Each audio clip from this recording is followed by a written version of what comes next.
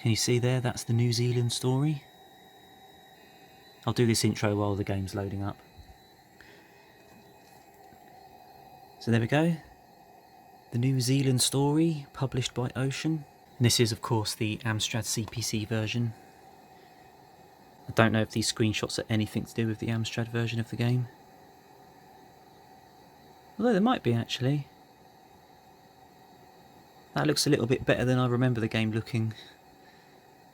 I do remember the sprites are not very well defined in this version.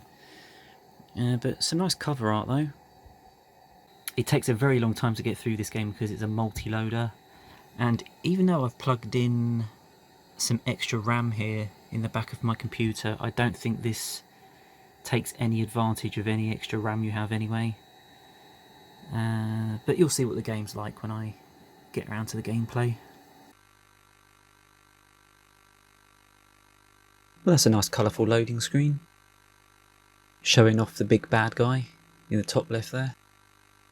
You can see from the loading screen that it uses Amstrad's Mode 0, so you get nice, lovely chunky pixels and 16 colours on screen.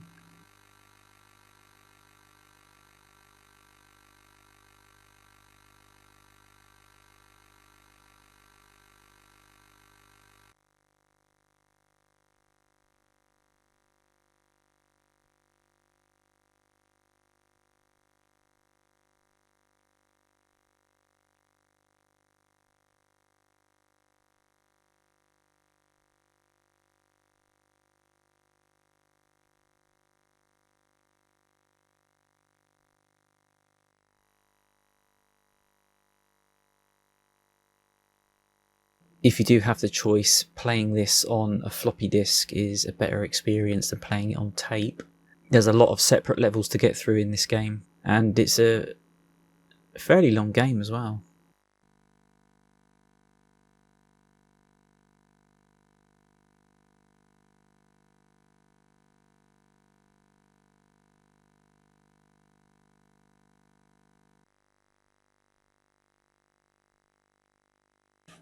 Oh, here we go. Stop tape.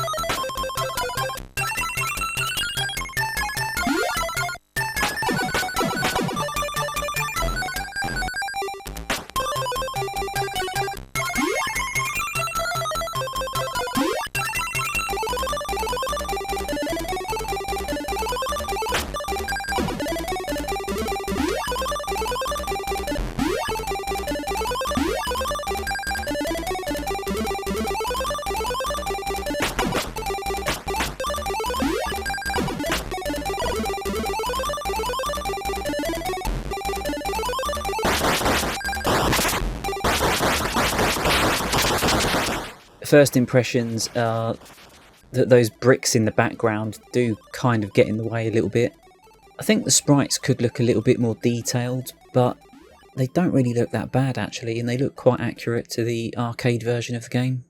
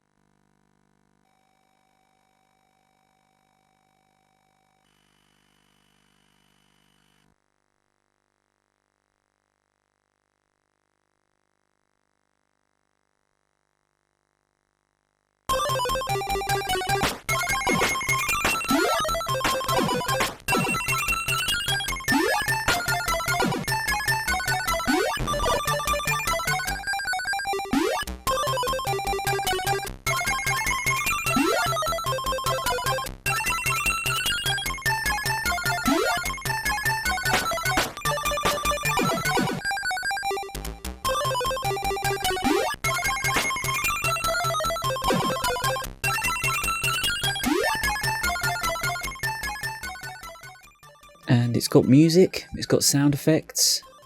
And it is actually, it's quite accurate to the arcade game as well. I think the enemy placement is the same as well. Oh god, hurry up. Don't get very much time to explore. So you've got that area to the left of me now. I don't think you'd ever go there.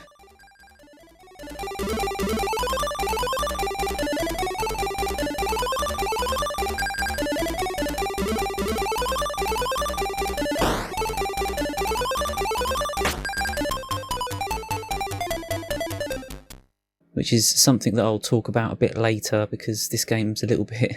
They've made this a little bit weird in places. Each of these loads takes about 20 seconds, so it's not too bad actually. It's a little bit like Lemmings, where there's a lot of loading for each new level, but it's only about 10 to 20 seconds. So I'm on level 1-3 already. So again, we've got those orange bricks in the background. But the graphics are a lot more simple than the arcade version of the game and a lot of other versions of the game. Although there's some nice colours, and at least we get a nice blue background most of the time, so you can just basically see what's going on.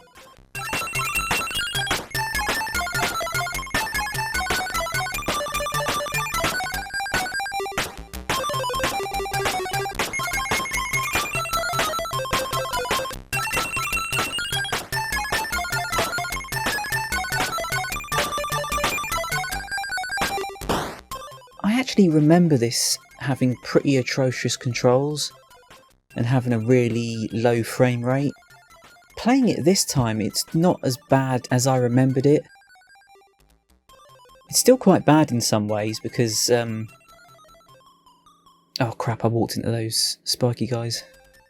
I think those spiky guys can actually multiply by splitting themselves in half, but you don't really get to see that very often on the Amstrad version. Oh, I completely forgot what I was saying now.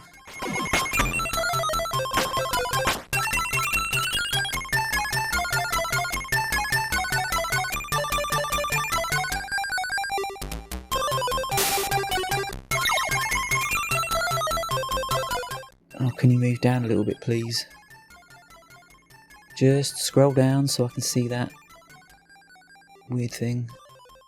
Some of the sprites are really, really poorly drawn.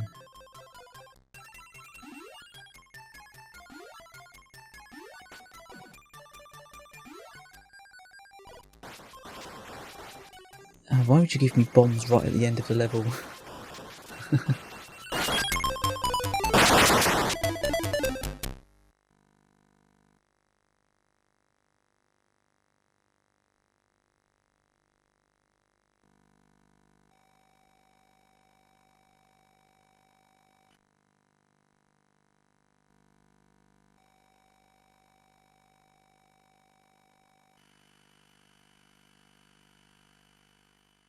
You know, you typically know things age over time, and sometimes nostalgia gets in the way and things are not as good as you remember, and you know something wasn't particularly good in the first place. But I think I was pleasantly surprised. Maybe I expected it to be worse than it actually is, and so playing it, it's not really...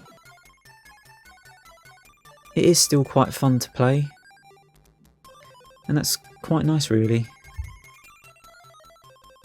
One major problem with the game, though, or this version of the game, is just that because there's such a small window and it moves faster than you move, you're moving a different speed to the scrolling all the time, so it's just like constantly moving.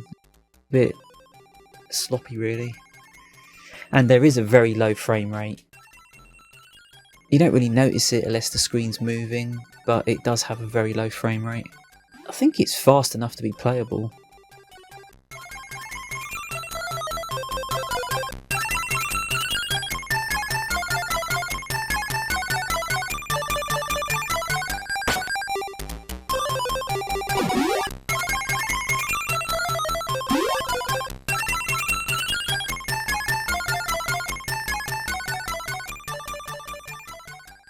Although I am fully aware that this is the worst version of the game.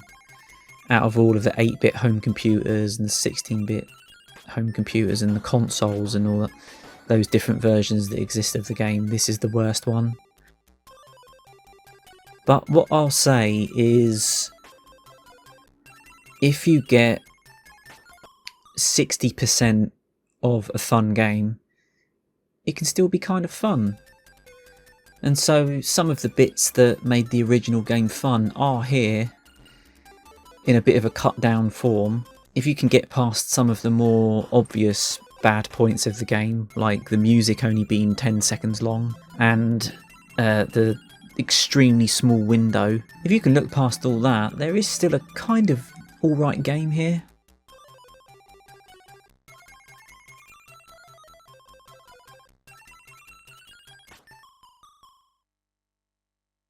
Did it just create 2 bats there? Oh, it's supposed to create 2 bats. Bats that disappear the instant they go off screen as well. I'm sure they probably made the window as small as they did just so it keeps the speed at a reasonable speed.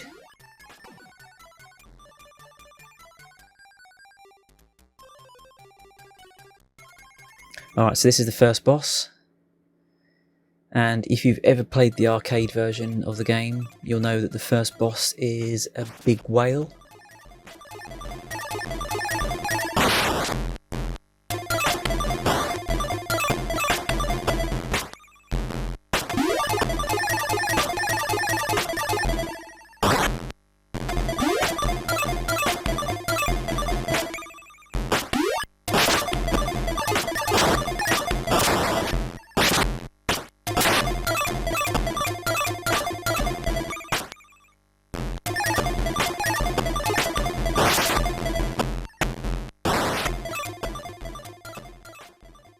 But the bosses make the game really slow down.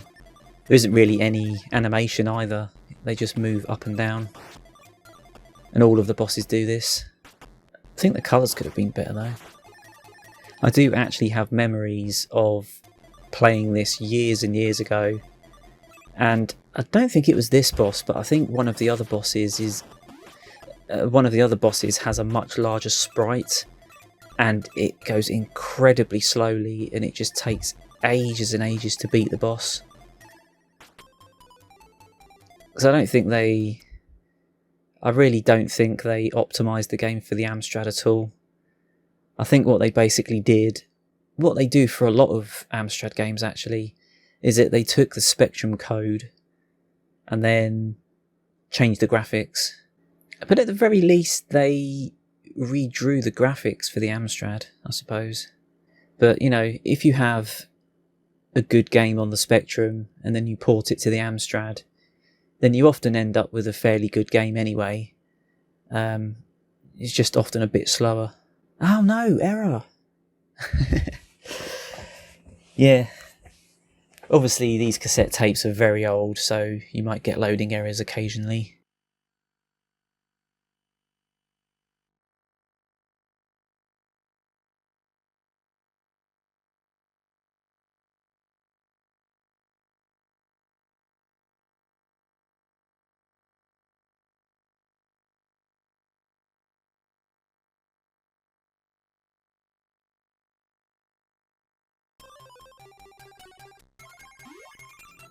And the graphics are completely different.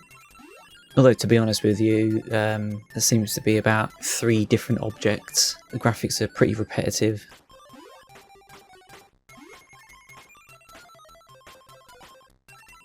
There's like 2 different tiles.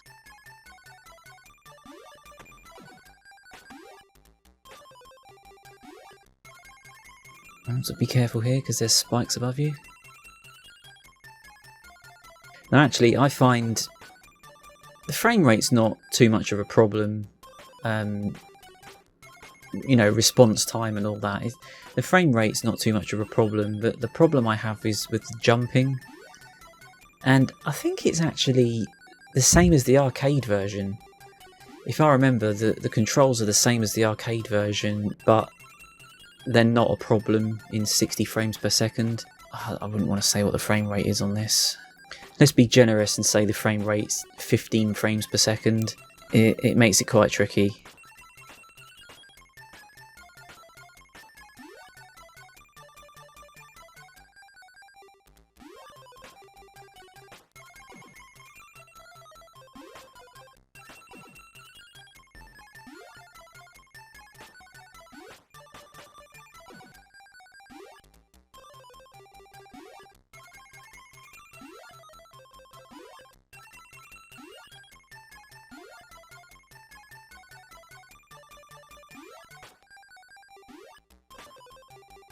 You'll die by touching those orange men.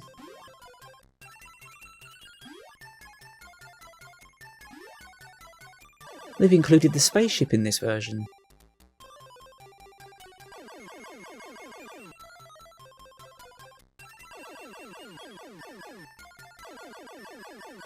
I basically couldn't get out of this bit.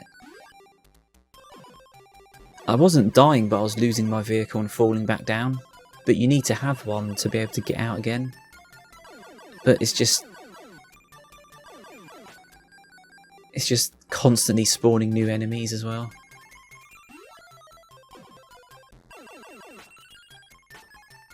So yeah, that's something that I think maybe they didn't really test.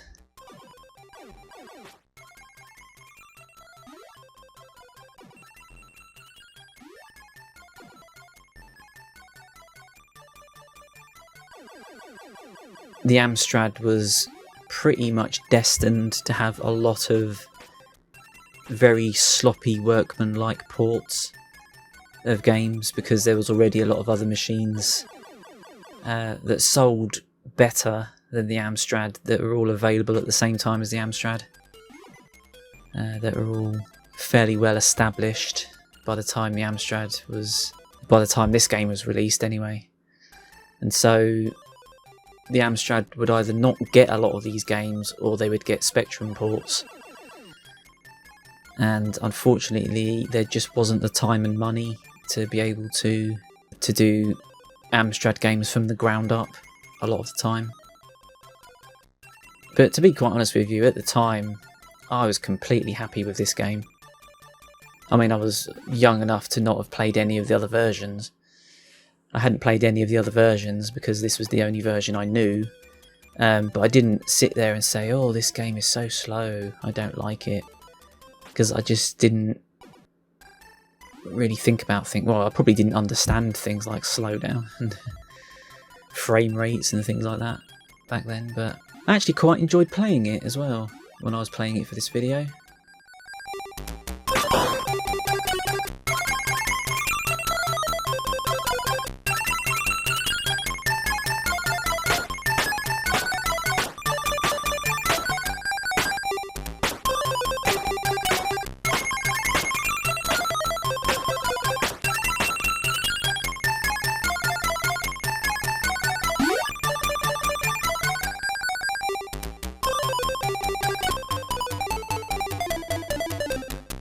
It does feel a little bit empty at times.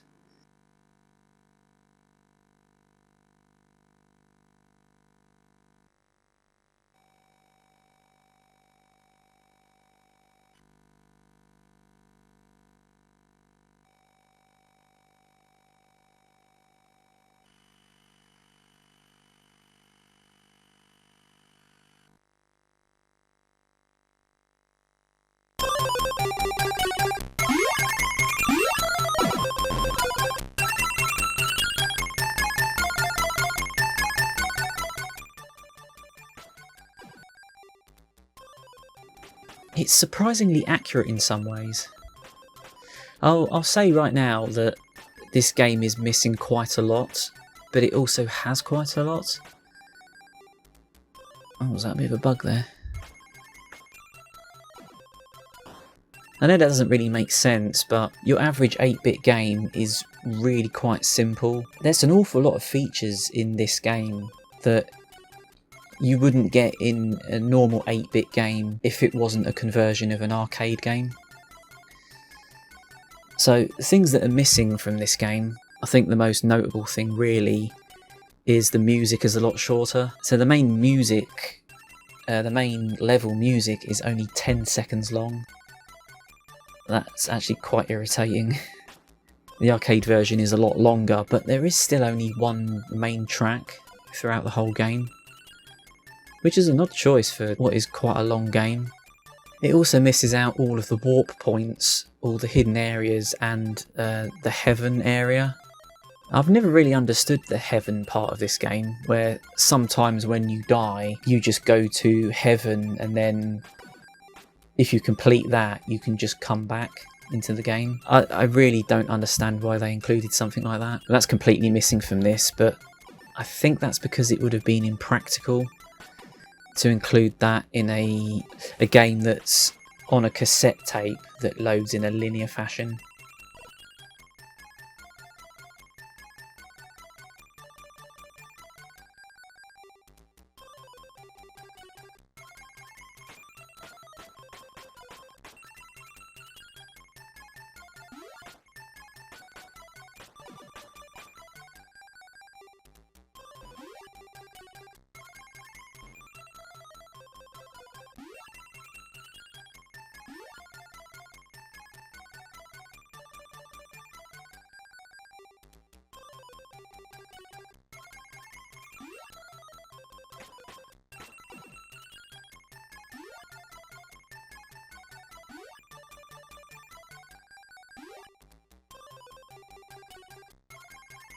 They seem to have copied the main levels really accurately, but they've included sections that you'd come back into the level from a warp point, but because there isn't any warp points, you have no way of getting there.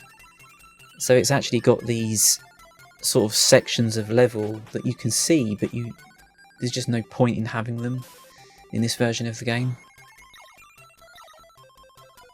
So that kind of makes me think they were going to include them, but they just either found it completely impossible to do it all in time, having a weird multi-loader where you have to keep rewinding it and fast-forwarding it to get to different subsections and bonus levels is just, that would make it turn into an absolute mess. I'm not sure if it's missing any power-ups or anything like that,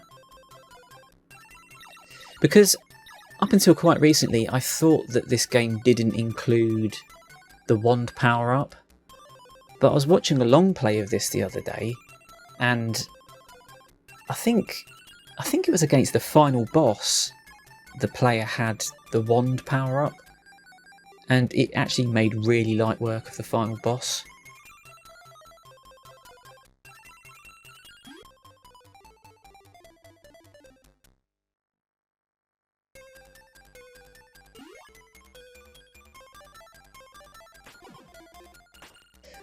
Another thing that's missing is that intro.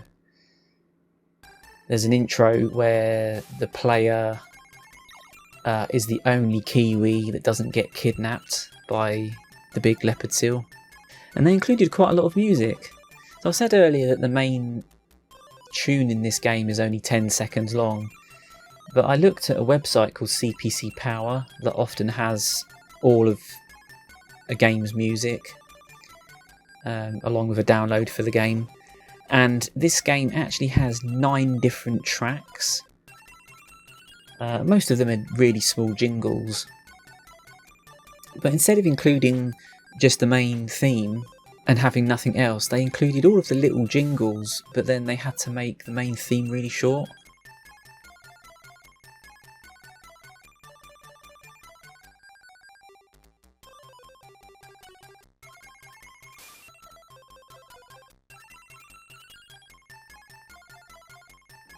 Oh yeah, it includes the joystick power-up as well.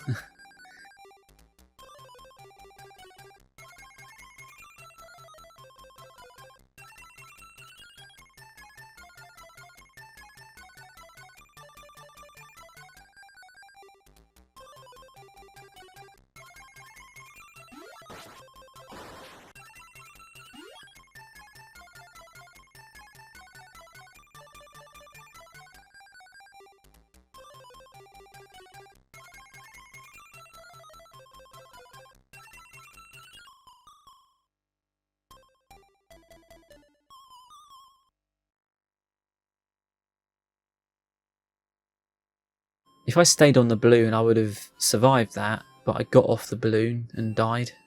That is the New Zealand story for the Amstrad CPC. I'm actually mildly impressed, and I'm shocked to say that because I thought this was going to be atrocious. And I think many people will think it is, but it's very lacking. But I think it's still quite fun, so maybe 6.5, 7 out of 10, something like that. Thank you for watching.